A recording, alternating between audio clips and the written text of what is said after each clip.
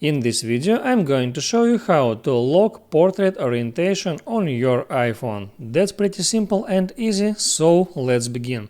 And first let me show you how it looks. I will open some app, let it be Notes, and now application is in portrait mode, and if I rotate my device, the application change orientation to horizontal.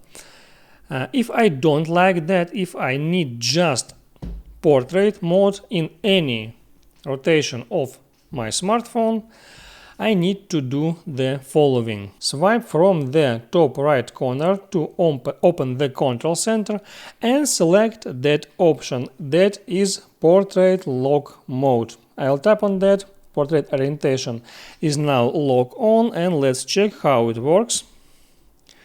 That is portrait mode.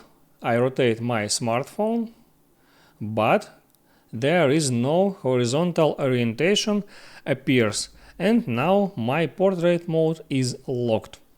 I hope it helps you, so before you go, please like and subscribe.